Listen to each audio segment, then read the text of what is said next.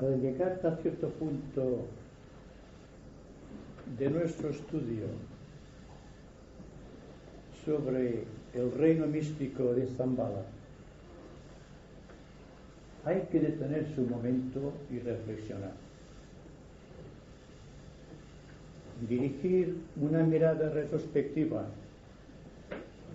hacia el pasado, hacia lo que hemos dicho hasta aquí, y ver las perspectivas del futuro, de lo que no se ha dicho y que quizá nunca podremos decir.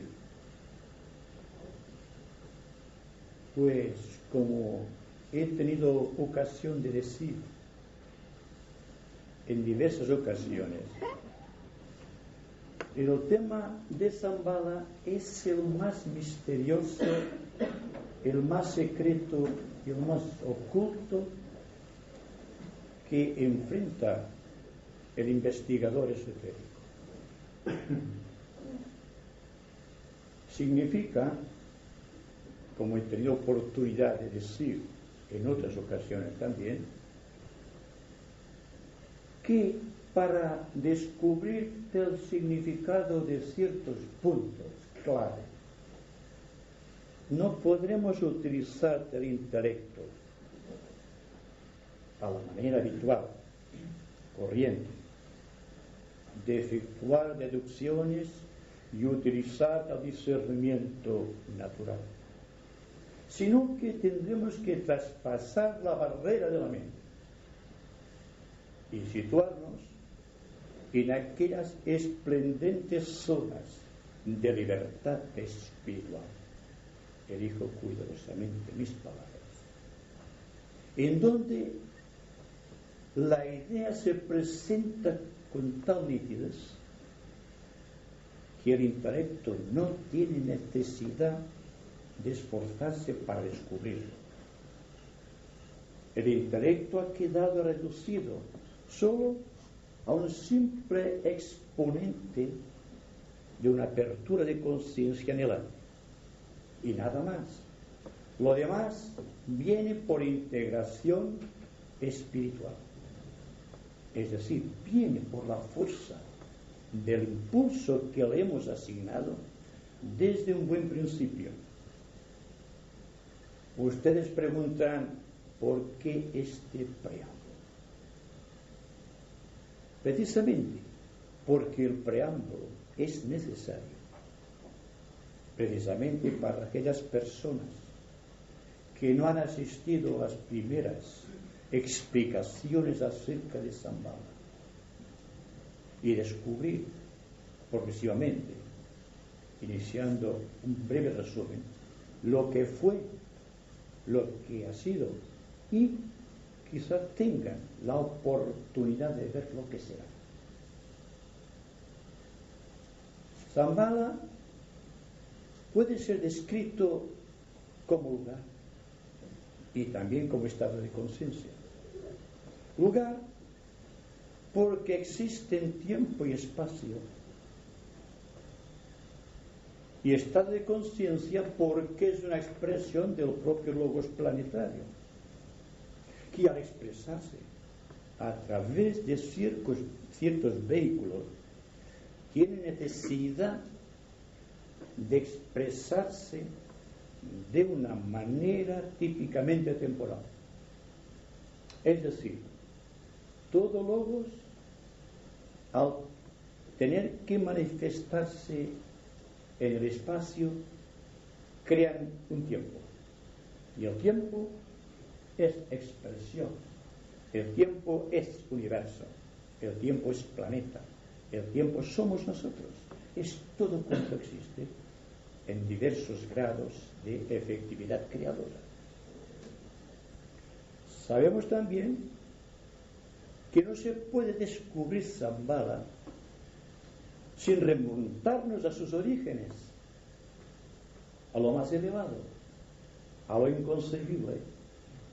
Habida cuenta que estamos realizando una obra eminentemente esotérica, y el esoterista trabaja siempre desde lo universal a lo particular, desde la creación a la cosa creada.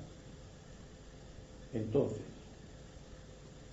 habrá que preguntarse, ante todo, ¿qué es Shambhala exactamente? Este centro máximo en nuestro planeta, la expresión mística del logos planetario del esquema terrestre. Es una expresión temporal con tres absolutas vertientes. Una de ellas es la vertiente histórica, la historia de los hechos que coinciden en afirmar en tiempo y espacio una personalidad, una expresión temporal. Existe la vertiente psicológica, la cual tiene que ver con el alma, con la conciencia del Señor del mundo, de Sanat Kumara. Y finalmente hay una vertiente menos temporal, al cual no podemos acceder temporalmente, que es la mónada de Sanat Kumara, o aquello que se manifiesta como mónada o espíritu de Sanat Kumara, que es el propio logos planetario. El logos planetario, en los principios de lo que llamamos fraternidad oculta en el planeta, no se podía manifestar debido a que los principios espirituales eran tan elevados que no podía tener contacto con la expresión material o con cárceles de materia de la densidad que fuese. Sin embargo, tenemos ciertas referencias. La referencia de que el logos planetario, como mónada, tiene, a igual que nosotros, o mejor dicho, nosotros a igual que él, posee tres grandes aspectos que llamamos la tríada espiritual: Atma, Buddhi y Manas. Este equipo no se puede manifestar, o si se manifiesta, pasarán eones, cantidades sobrecogedoras de tiempo vistas desde el ángulo de vista del hombre inmerso en los tres mundos. Entonces, para manifestarse el logos planetario y manifestarse a través de vehículos temporales, precisaba del concurso de una entidad que decidiera sacrificarse para facilitarle al logos planetario aquellos vehículos que le hacían falta para manifestarse en los mundos temporales y ser consciente de la extensión infinita de su omniabarcante reino, es decir, todos los reinos que integran su propia creación. En vista de esto y teniendo en cuenta la ley de la manifestación, hay un concilio solar en el que se decide, como se deciden tantas cosas que escapan a nuestra inteligencia, de aquel ser que deberá asumir la función de intermediario entre el logos planetario y los vehículos que recién ahora se están constituyendo en el mundo, en el planeta, en lo más denso. Y en este conclave, avisorando las grandes perspectivas del espacio cósmico, viendo las oportunidades de la acción, viendo la posición de los astros y viendo la personalidad del logos planetario en relación con aquel esplendente ser que tiene que servir de intermediario, se juzga en un concilio solar que el ser más idóneo para representar dignamente la expresión temporal del logos planetario es un glorioso adepto de la constelación del propio sistema solar, una constelación con nombre muy definido, que tiene un nombre solo conocido por los adeptos, que es nuestro propio universo, y que está realizando su evolución en el segundo esquema del sistema solar, el esquema de Venus. Para manifestarse como intermediario se precisa un gran sacrificio, viendo el estado actual del planeta hace 18.600.000 años aproximadamente. No podemos comprobarlo, ¿verdad? Esto es lo que dicen los textos esotéricos. Se precisa entonces esta gran personalidad que asuma la representación objetiva del logos planetario. ¿Pero qué significa entonces? Significa la esencia de este glorioso adepto del esquema venusiano y ciertas relaciones kármicas más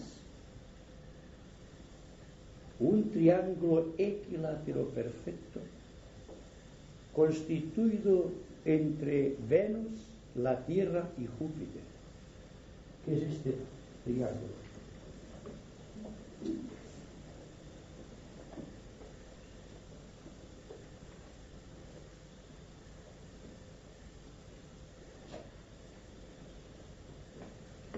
Cuando este triángulo equilátero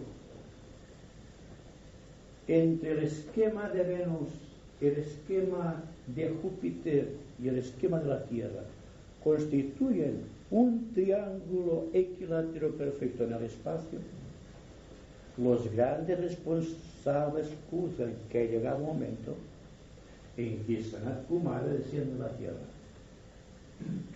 para asumir esta función de intermediario entre el logos planetario, entre la tríada espiritual de la mónada, el logos planetario y los tres cuerpos de expresión que necesita para ser consciente de los tres mundos inferiores del esquema. Pero, como ustedes saben, y siempre hay que buscar la sabiduría en la analogía, este gran ser elige para constituir su triángulo inferior a tres de sus grandes discípulos venusianos. Este ser venusiano que esotéricamente llamamos Sanat Kumara elige tres discípulos y estos cuatro constituyen aquellos grandes seres que esotéricamente definimos los señores de la llama. Los señores de la llama precisan de ciertas condiciones ambientales, si podemos decirlo así, para penetrar en el aura etérica de la Tierra. Precisan también de una serie de acompañantes que contribuyan con su esfuerzo al sacrificio del gran señor Sanat Kumara. Entonces existe aquello que se llama el descenso desde los altos lugares. Y entonces existe una progresión a través de los éteres y el sentido descendente, si podemos captar esta idea, absorbiendo a medida que se van trasladando como una bola de fuego en el espacio a grandes velocidades, reduciendo el grado infinito de pureza de sus auras para ponerse en contacto con el aura de la tierra. Descienden a través de la segunda cadena, que es la segunda cadena velocidad, que se llama analogía, y descienden hasta un punto en el planeta que es un globo extinguido, que el Logos no utiliza todavía porque ha sido extinguido y está preparándose para otra renovación, otro ciclo, que es el segundo, que corresponde a la cuarta cadena de nuestra Tierra. Y aquí se produce lo que podríamos llamar una conjunción magnética que da como resultado la concepción física de este cuerpo místico constituido por Sanat Kumara y los 3 Kumaras que le acompañan. Y después desciende al cuarto globo, que es nuestra Tierra actual. Todo este trayecto, medio esotéricamente, se le llama el periodo de gestación del cuerpo físico de Sanat Kumara. Por su exquisita elevación, el cuerpo de este bendito ser está constituido por materia del segundo plano etérico, el segundo plano etérico, o atómico, el más elevado que existe, para poder manifestarse. Y entonces se realiza otro milagro, un milagro que tiene que ver con la expresión física de los 3 Kumaras. Tenemos ya un triángulo constituido.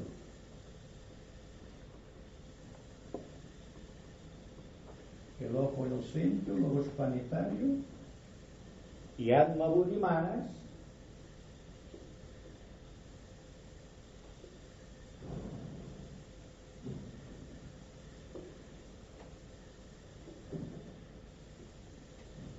del logos planetario.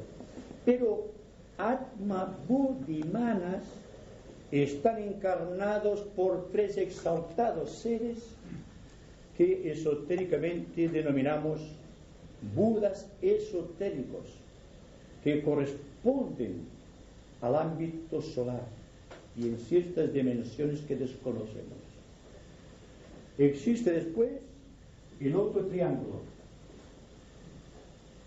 el triángulo de la encarnación de Sanat Kumara, constituido por un cuerpo mental, un cuerpo emocional y un cuerpo etérico.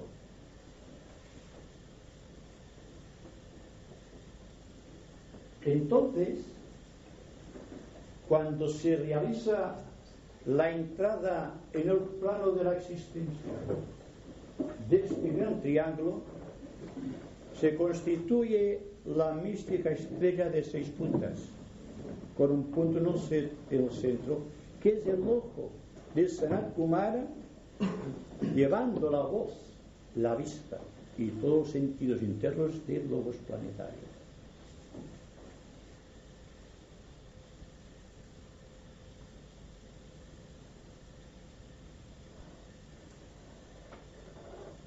Ya tenemos un cuerpo de manifestación, 3 principios superiores, otros 3 inferiores, y la conciencia de Sanat Kumara, que en el momento místico en que penetra dentro de la cuarta ronda y el cuarto globo, se convierte en una encarnación física del logos planetario.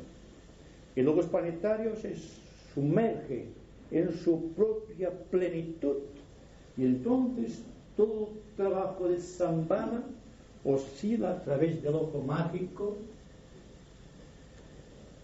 del Señor del mundo. Él está en contacto con los Budas esotéricos en relación con el logos planetario y está en relación con los reinos de la naturaleza a través de los budas exotéricos. Nosotros utilizamos un cuerpo físico, un cuerpo astral y un cuerpo mental adecuado a nuestras necesidades. Las necesidades de Sanat Kumara, intermediario supremo del logos planetario, va más allá. No utiliza cuerpos, utiliza planos, reinos, esferas. Se trata de algo inconcebible. Pero el principio de Shambhala está ahí, en la decisión solar. La intención del logos planetario y el espíritu de sacrificio de Sanat Kumara, el glorioso adepto del esquema venusiano. ¿Qué sucede entonces? Cuando ha encarnado Sanat Kumara, está unido al logos planetario por un subtrauma de vida y de conciencia. Un antacarana que se va robusteciendo a través del tiempo. El planeta ya no es lo mismo que antaño. Los reinos empiezan a destilar una fuerza, una energía desconocida hasta entonces. Se nos dice que el reino mineral, que estaba en ciernes, adquirió aquel poder infinito de la materia que llamamos la radioactividad. Muchos minerales brutos se convirtieron en metales preciosos. Pero la radioactividad es el impulso del tercer Kumara introduciéndose en el aura de la tierra, penetrando en el fuego de Kundalini, activando el fuego de Kundalini y deparando la fuerza tremenda que llevaría a la evolución los demás reinos. El reino vegetal, que se alimentaba del reino mineral, estaba también en ciernes. Se nos dice que todavía no se conocía el color verde que tanto adorna los prados, los bosques y los árboles. Y tampoco las unidades monádicas del reino vegetal no poseían sensibilidad. Sensibilidad es la tendencia a aproximarse, objetiva o subjetivamente. Y el reino animal estaba en un punto en su evolución en que precisaba el toque maestro de la entidad que constituía el lazo magnético de Sanat Kumara con este reino. Llamémosle el primer Kumara después de Sanat Kumara. Habida cuenta que son 4 los señores de la llama. Es decir, que la introducción en el reino animal de la potencia espiritual del primer Kumara desarrolló en el hombre animal procedente de la tercera cadena planetaria llamada lunar la expresión mental o chispa de la mente que la tenía casi olvidada después de los azares que suceden cuando se pasa de una tercera a una cuarta cadena, donde hay un pralaya para estas unidades monádicas. Y existen también, a través del impulso, una serie de animales que se están preparando, porque es la evolución,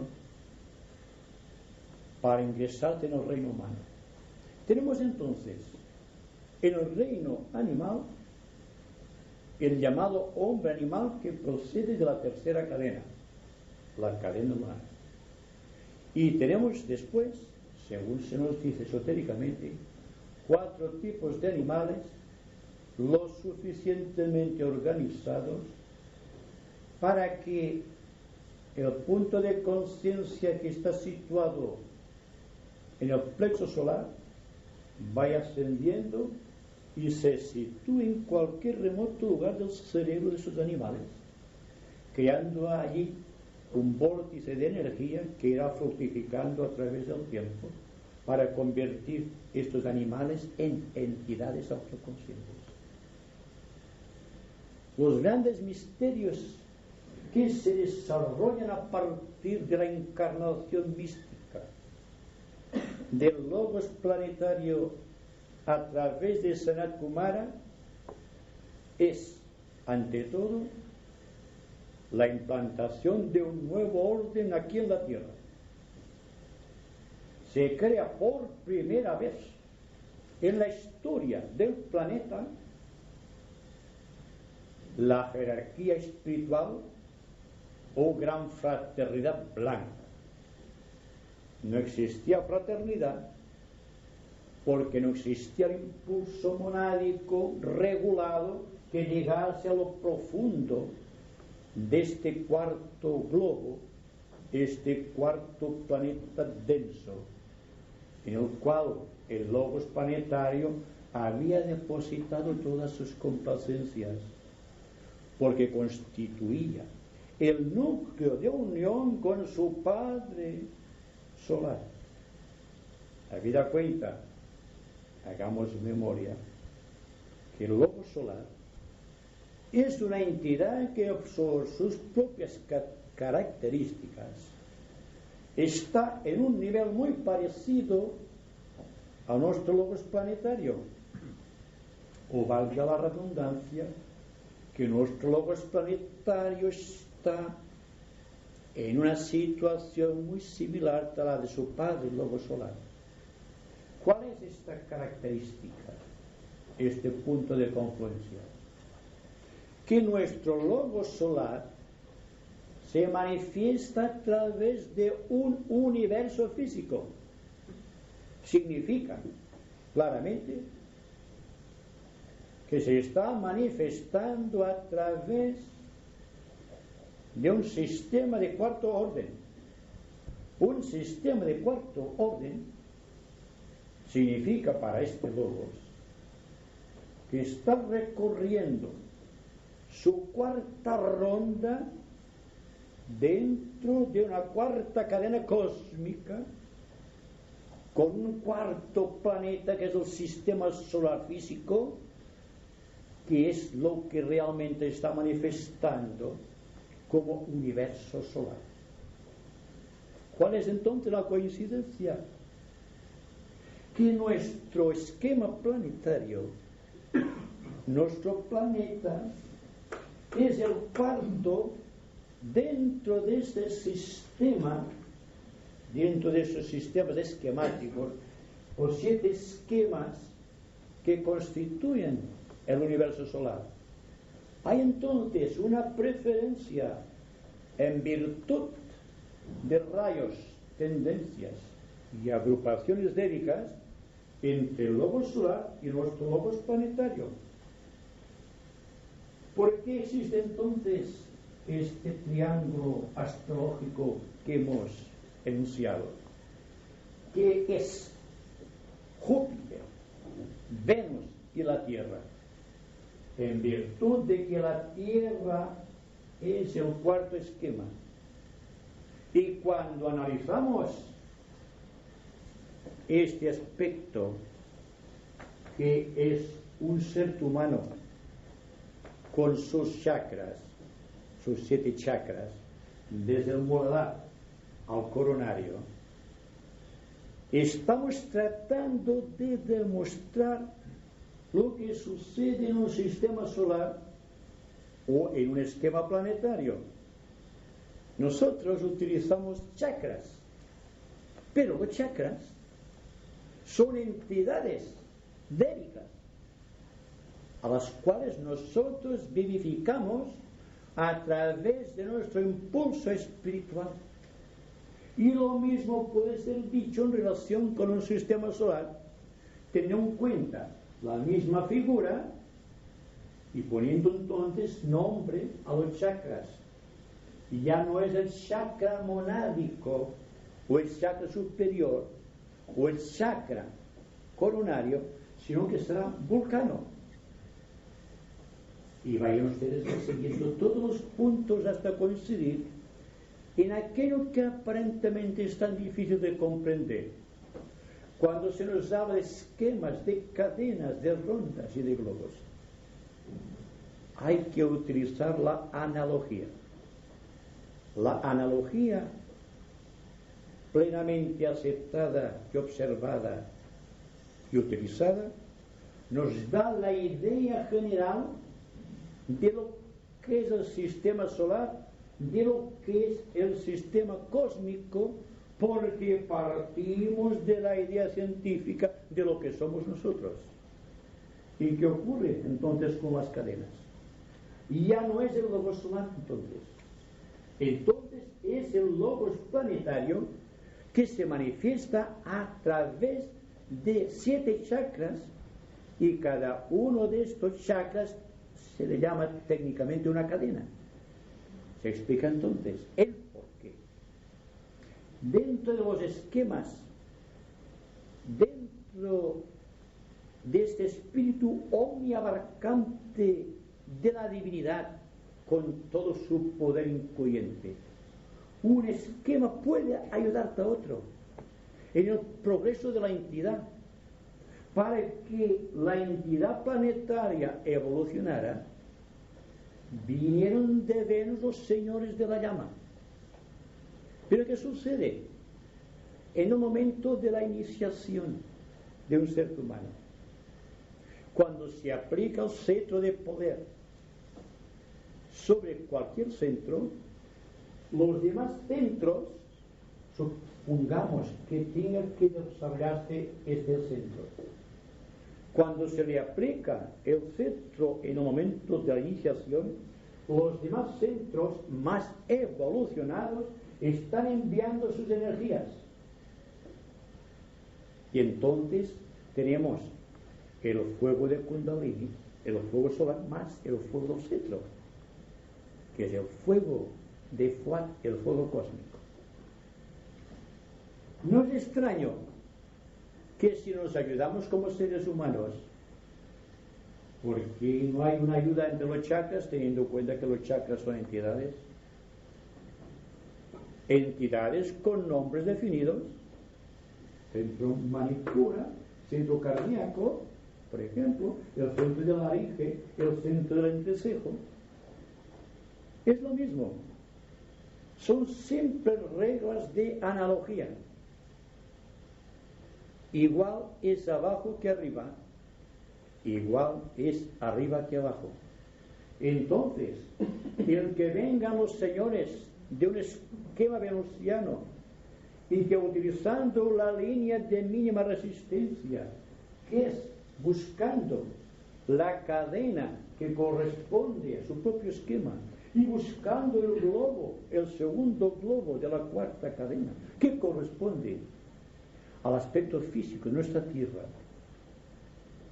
es fácil de comprender. Faltaba solamente algo: el por qué el logos planetario pasa a través de Sanat Kumara al segundo globo y no directamente al cuarto. Simplemente porque hay un periodo de gestación de las energías. Como hay un periodo de unión magnética aquí, donde se está preparando Sanat Kumara para introducirse en los éteres más densos. Y el cuerpo físico de Sanat Kumara en Shambhala es del segundo nivel atómico. Significa que es de una gran pureza, una pureza a la cual nosotros no podemos acceder.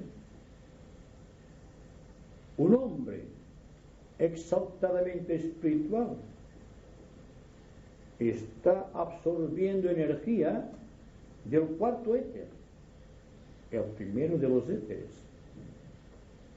y está fabricando a través de sus éteres sus cuerpos, a través de los cuales recibirá la iniciación y pasará a su debido tiempo al tercer nivel, donde recibirá 3 iniciaciones. Cuando su materia es idéntica al cuerpo de Sanat Kumara, al cuerpo etérico, es porque ha alcanzado la 5ª iniciación de adepto. Eso está más allá de nuestras capacidades, ¿no? Solamente para comprender el efecto de esas grandes constelaciones y el objetivo final de la astrología. Porque la astrología, tal como lo entendemos actualmente, no puede darnos una idea de la magnificencia de estas entidades que se ayudan cósmicamente y que constituyen verdaderos avatares. Un avatar de la categoría de Sanat Kumara es de naturaleza cósmica. Procede de un esquema mucho más evolucionado que nosotros, en donde el reino animal está tan evolucionado como el ser humano. ¿Cómo están los seres humanos? Hablo entonces del esquema venusiano. Quizá tendríamos que decir, y quizás se pregunten cómo pueden venir salvando grandes distancias, atravesando rondas y cadenas, unas entidades de otros lugares del esquema, utilizando la ciencia que conoce mejor que nosotros. No me atrevo a decir, porque es muy peligroso, aquello que está hoy día siendo motivo de grandes charlas y conferencias acerca de los extraterrestres y de los platillos volantes, porque es una idea que nada tiene que ver, porque para trasladarse por el espacio una entidad de la categoría de Sanat Kumara, que conoce el mecanismo de los éteres, que puede viajar astralmente, que puede manifestarse a través de no importa qué dimensión, porque abarca 9 dimensiones su vida, no tiene por qué utilizar un aparato mecánico. Y dudo mucho que existan aparatos mecánicos en ese sentido. Solamente para darles una idea que existe un proceso de desmaterialización y otro proceso de substanciación, de integración y desintegración. Desintegran sus cuerpos a través del espacio hasta que llegan donde hacen conciencia, y entonces con la materia de este plano, en este caso el segundo globo, están confeccionando el cuerpo que tendrán que utilizar en tanto dure su estancia aquí en la tierra. Y después viene aquello que llamamos el nacimiento físico, la encarnación en el nivel más bajo, que es nuestro planeta Tierra. Y esto, como saben ustedes, abre la apertura de nuevos conocimientos. Ahora, para que ustedes puedan extender estas ideas, aceptará con sumo placer sus preguntas y a empezar a decir que entonces empezaremos ya en otra sesión a hablar ya de Shambhala, cómo se produjo este gran acontecimiento místico de la encarnación del logos planetario a través de Sanat Kumara, y entonces analizaremos aquellos secretos de Shambhala técnicamente descritos de la creación de la jerarquía o gran fraternidad blanca, y después el principio humano, o sea, el principio de autoconciencia que convierte al hombre animal en un ser humano a través de aquella gran iniciación de la individualización. Dejamos esto para más adelante. Y ahora contestaré sus preguntas. Vicente, haciendo una analogía, si el logo solar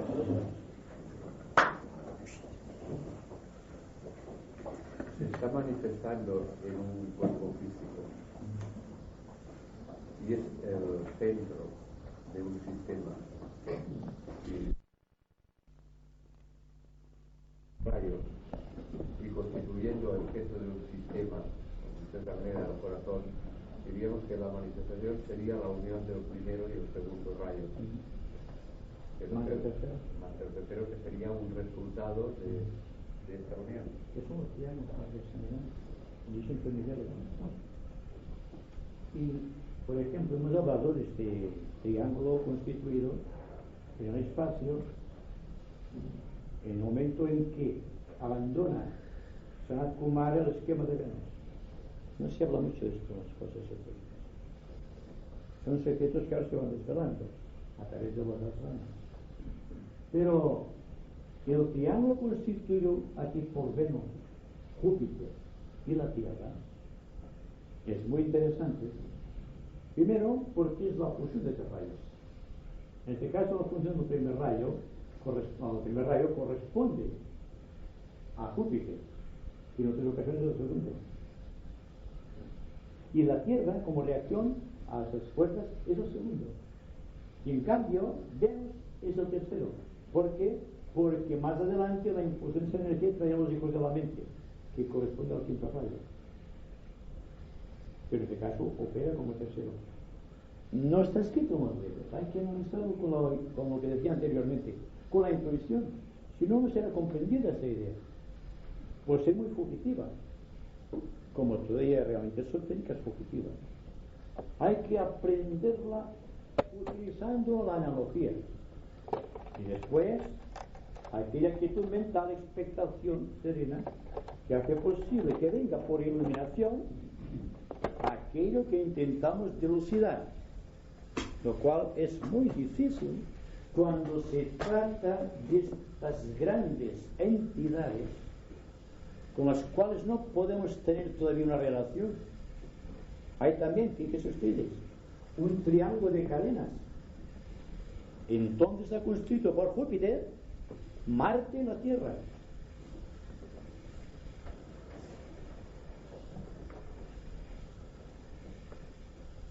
Júpiter, Marte, Júpiter y la Tierra. Este triángulo es un triángulo en el cual se va a estilizar a extremos indecibles aquello que llamamos la relación entre cadenas. Existe dentro de nuestro universo una serie de esquemas que están ocultos, que no han salido todavía a la progresión. Y muchos de los planetas conocidos, no solamente el Sol y la Luna, sino otros planetas conocidos, están velando fuerzas ocultas y otros esquemas que están tratando de surgir de la manifestación. El esquema de Vulcano todavía no ha sido reconocido. Sin embargo, su fuerza es potente y se le considera incluso en los mapas astrológicos, singularmente cuando se trata de la astrología jerárquica, en el cual se busca el trasfondo oculto de los astros, no simplemente su expresión física o su expresión emocional o mental, que es lo que ocurre con los mapas que se hacen de los seres humanos. Es algo que está más allá y por encima, pero siempre existe el triángulo como base, y a través de triángulos se manifiesta la vida de todos los logos, de todos los seres humanos y aún de los propios átomos, porque todos se basan en la fuerza del triángulo. Y también sabemos que el nuestro universo es uno de los vértices de un triángulo constituido por un universo del pasado y otro que vendrá en el futuro.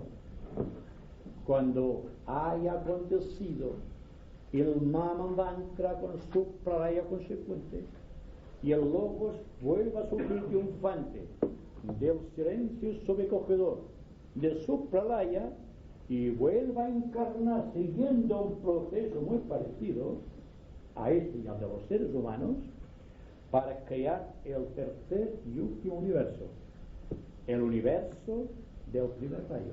Un universo, que decimos el último porque no sabemos de qué existe después de este universo último, en el cual desarrolla facultades que en este sistema solar no puede todavía desarrollar, porque el intento del logos solar en este presente universo es el desarrollo del amor, la potencia invocativa del amor, el poder coherente e incluyente del amor.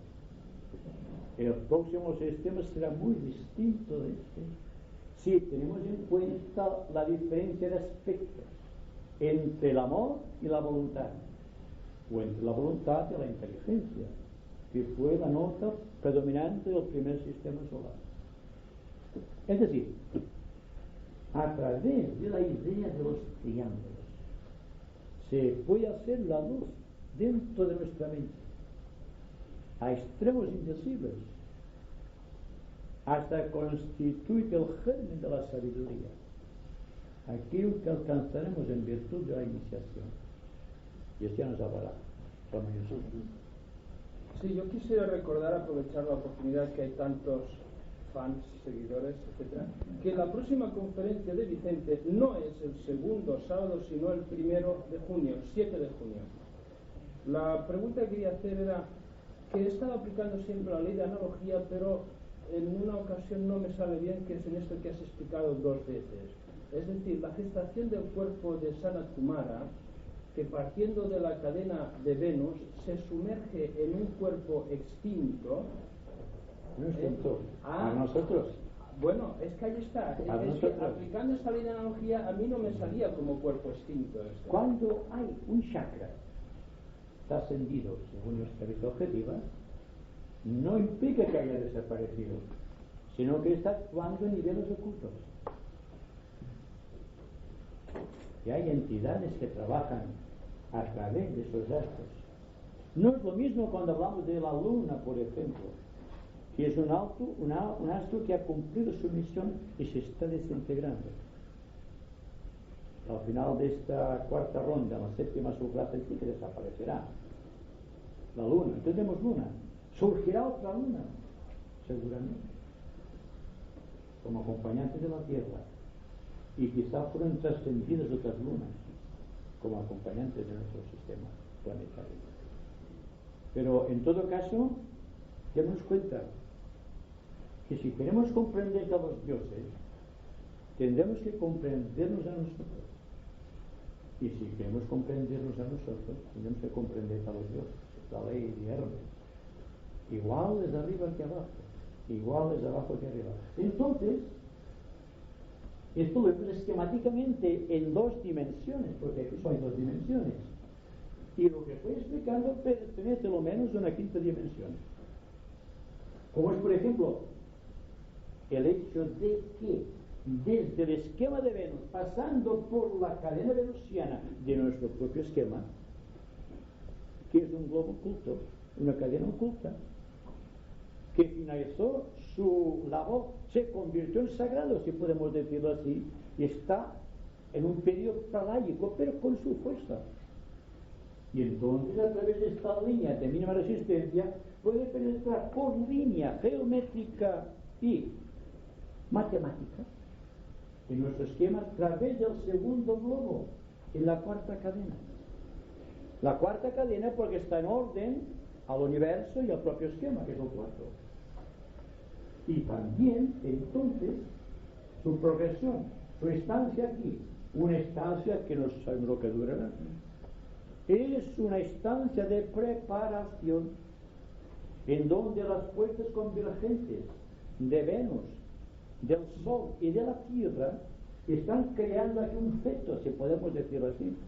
Es cuando Sanat Kumara y sus discípulos se sumergen dentro de esta bola de fuego, y dentro de esta bola de fuego se van preparando a través de un proceso de gestación hasta que llegan a nacer en el cuarto globo, que es nuestra Tierra actual, nuestra Tierra física densa, utilizando la fuerza coherente del plano este, en el cual han tomado sus vehículos etéricos. Entonces, descubrir el misterio de Shambhala sin tener una idea de lo que son los planos y los subplanos físicos y espirituales es un trabajo muy difícil, imposible. No habrá coordinación, porque no hay una ley escrita para aquellos que no comprenden. Siempre tendrán un muro de incomprensión delante, naturalmente. Por lo tanto, la regla es esta, la regla de la analogía, que nos hace conscientes del por qué aquello que se dice en los anales ocultos, que a veces los budas son esotéricos o exotéricos. Depende. Por ejemplo, los budas esotéricos son exotéricos cuando están cubriendo la vida de Sanat Kumara. Y son esotéricos cuando están en contacto con el ambiente solar a través del logos planetario. Y esta es la explicación de la estrella. Una vez ha encarnado Sanat Kumara en los tres mundos del esfuerzo de todo el continente físico hasta elemental de la Tierra, se produce este hecho.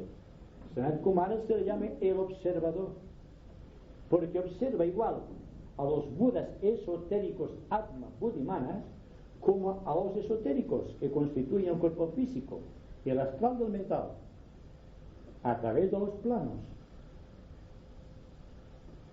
Comprendo que es un poco difícil de comprender, pero hay que utilizar la analogía y dejar la mente muy libre. Si una cosa no se comprende de inmediato, dejadlo, no os preocupéis, saldrá por la fuerza de la propia intención de descubrirlo. Yo quería hacerte otra pregunta también, aprovechando la ley de analogía. Dices que el logos planetario necesitó de una entidad que se sacrificara para tomar conciencia de los planos inferiores. Visto desde nuestro nivel, ¿qué entidad es la que se sacrifica para tomar esta conciencia? ¿En nosotros? Nosotros, sí. El ángel solar. El ángel solar es el intermediario. Naturalmente que este proceso de tomar carne, el logos planetario, hubiera tenido lugar igualmente, porque existen ciertas reglas y requisitos naturales. Pero en un caso como este, aprovechando ciertas constelaciones y que hay una línea de mínima resistencia, se decidió aprovechar esta línea de mínima resistencia. Como nosotros utilizamos el camino de mínima resistencia en relación con el ángel solar, nosotros hubiésemos sido conscientes sin el proceso místico de la individualización a través del ángel solar. Pero hubiera sido un proceso lento, quizá de millones de años. Pero para estas grandes entidades son eones, manvántaras, ciclos sobrecogedores de tiempo. Entonces viene la regla iniciática, porque esto es una iniciación. El logos planetario recibe una iniciación cuando existe la encarnación y posteriormente cuando viene el periodo de la individualización del hombre animal. se gana tiempo. Es la regla que describía Pablo de Tarso. El cielo puede ser arrebatado por la violencia. Claro, no entendamos por violencia esta violencia que conocemos aquí. Es el esfuerzo, la vida, la dirección, el poder. Esto es lo que significa la fuerza interna del propósito mantenido hasta el fin, lo cual no hacemos. Nos quedamos varados en medio del camino. Y aprendemos de los grandes seres en virtud de las leyes de la analogía. Con el tiempo, todo esto se barrerá. Existirá otra fórmula de vida, otra expresión, pero no es el momento. Ahora estamos solamente en los albores del conocimiento de Shambhala. Todo cuanto estado escribiendo se ha dicho infinidad de veces, pero solo cuando empezó a actuar el primer rayo de Shambhala se empezaron a descubrir cosas que tenían relación con todo cuanto hasta aquí se nos presentaba como un secreto iniciático. Ahora ya no es un secreto, solo es un motivo de alta tensión y singularmente de propósito renovado.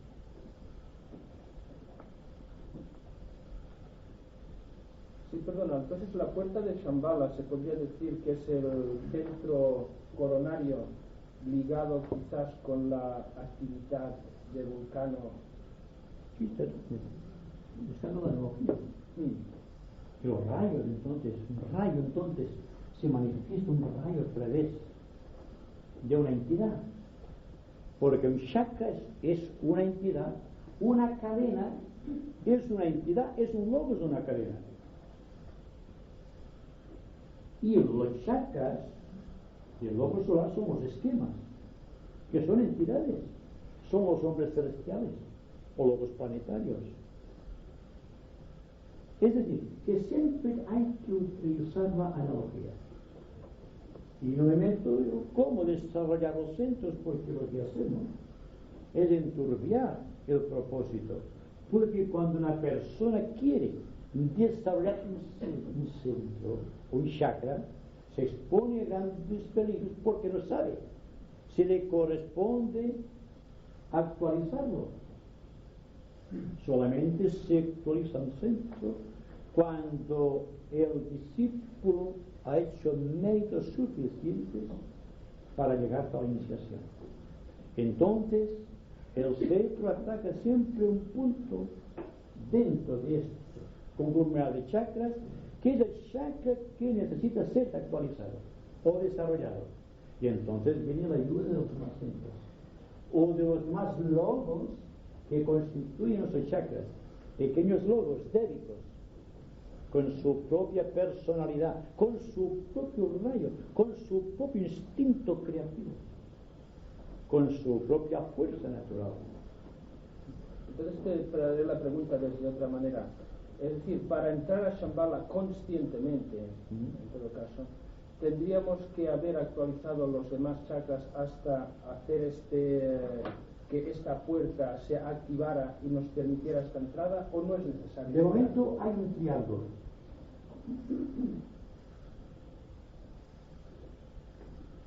Para entrar en Shambhala, en el vestíbulo, para entrar en el primero, segundo y el tercer vestíbulo, o la tercera esfera de Shambhala.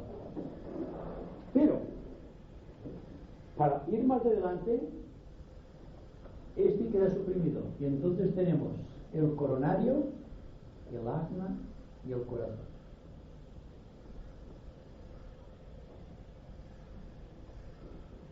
Entonces otras fuerzas, ¿verdad?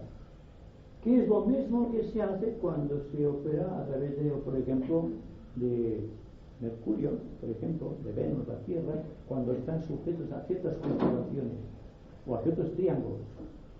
Para nosotros más importantes, ¿y qué definirían esto? Es el triángulo Tierra, Júpiter y Venus. Y otro, Venus, Marte y la Tierra. Son triángulos que nos hablan mucho, como de esos triángulos. Y tendrás que hablar mucho sobre esto porque cuanto más triángulos existan, mejor. En la triangulación es el principio de la geometría esotérica. Con los triángulos se puede constituir, puede cubrir todo el universo. No es buscando la cuadratura del círculo, sino dividiendo cuadrados en triángulos cada vez más pequeños hasta que se hace una superficie que es esférica. Pero esto pertenece a otros niveles de comprensión de la propia geometría. Vicente, la humanidad en su conjunto debe tener solamente desarrollado el molar, ¿verdad? Bueno, no, hombre.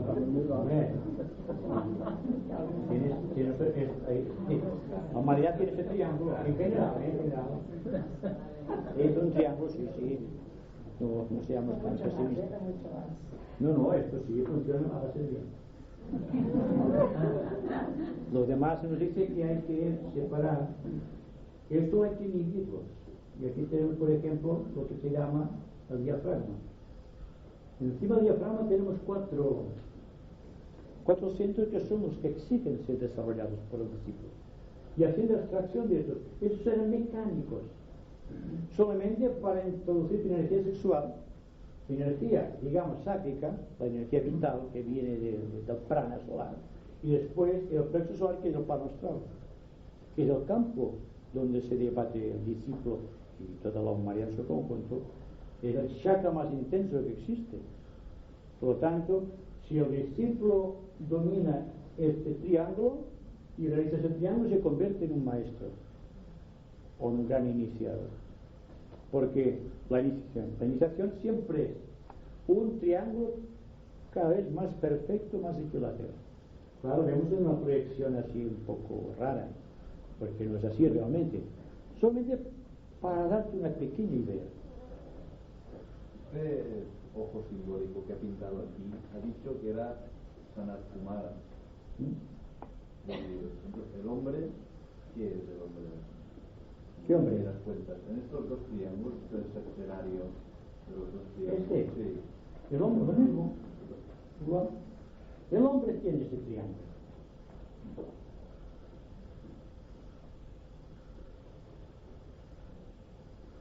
Atma, Buddhi y Manas. Y tiene después otro triángulo.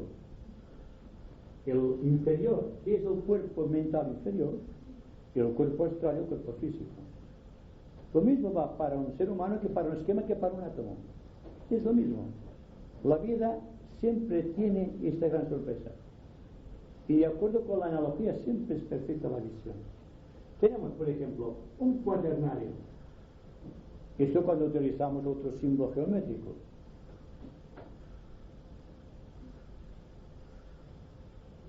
Está buscando la cosa geométrica ahora. Constituido por el cuerpo etérico, el cuerpo astral, el mental y el astral. Y encima colocamos Atma, Buddhi, Manas. Porque no podemos ascender más. Entonces el cuaternario, que se puede subdividir en 4 triángulos y en una infinidad de triángulos, constituyendo lo que llamamos el sendero, a base siempre de triángulos cada vez más perfectos, hasta que alcanzamos la cúspide de Atma y alcanzamos la vida de la mónada. Por eso cuando a un niño se le pregunta, hazme una casa, siempre hará esta figura. Le pondrá un cuadrado y encima un triángulo, y aquí pondrá esto, el sol, que son las 3 figuras de la creación, la que configura primero, el segundo y el tercer universo, el universo del futuro. Descansando la base del cuaternario, se asciende por la línea de la tríada y después viene el sol espiritual, la mónada, el tercer universo o la iniciación total del hombre, donde se convierte en un adepto. Igual es para un hombre que para un sistema solar, que para un sistema planetario.